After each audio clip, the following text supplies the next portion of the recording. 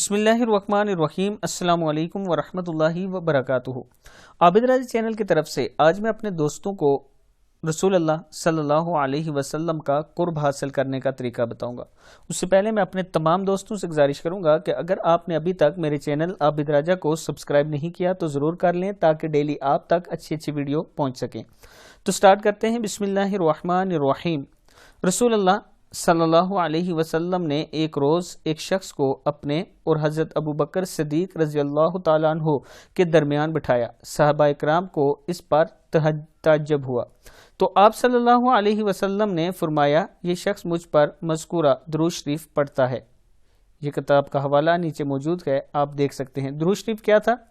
اللہم صلی علی محمد کما تحب و ترضی لہ، اللہم صلی علی محمد کما تحب و ترضی لہ۔ یہ وہ درود شریف تھا۔ میں اپنے تمام دوستوں سے گزارش کروں گا کہ اس درود شریف کو یاد کر لیں اور زیادہ سے زیادہ اس کو پڑھا کریں۔ السلام علیکم ورحمۃ اللہ وبرکاتہ۔